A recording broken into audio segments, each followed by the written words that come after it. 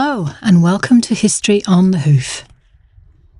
We're continuing our walk today in Swaledale, between the villages of Muka and Keld, looking at the remains of what was the site of a large and prosperous lead mining industry in the 18th and 19th centuries.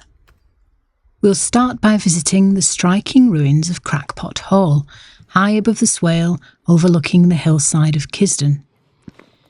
It was originally built as a shooting lodge in 1540 for Sir Thomas Wharton, a courtier of Henry VIII, who received the land as a reward for supporting the king during the uprisings in the north over the dissolution of the monasteries. The rather interesting name is first recorded in 1298 and comes from the Old Norse cracker, or crow, as in the sound it makes, and pot, again Norse, probably Swedish dialect, put, pot, meaning deep water or hole or abyss, which perfectly refers to the deep swale gorge below.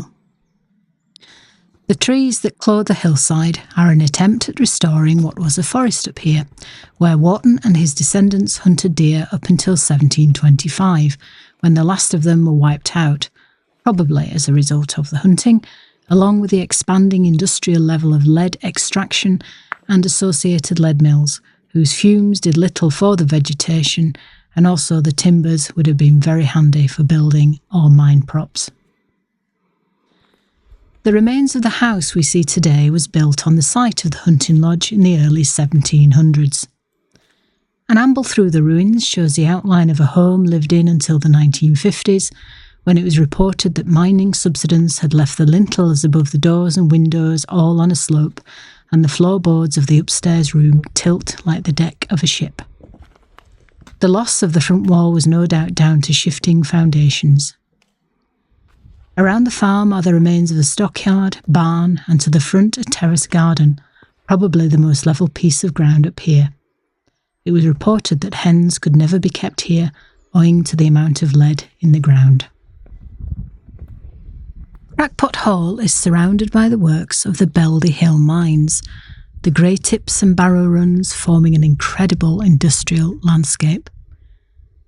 Amongst the remains are a water-powered crushing mill, the dam on the hilltop above, booze teams, which are the holding areas where lead ore was tipped fresh from the mine, so called because they look like booze or cow stalls in a barn, and entrance to the Crackpot Hall level. The whole hillside is hollow with mines and adits. Just behind Crackpot Hall is the mine smithy, responsible for everything from the sharpening of tools, making jumping rods, nails, chains, and a plethora of other necessities for the smooth running of the mines. This one is extra special as the forge and chimney is still in place.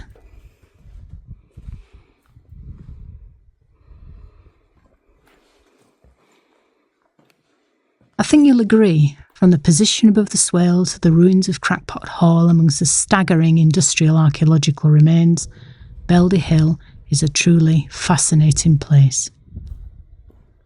I hope you've enjoyed this episode of History on the Hoof and look forward to talking to you again soon.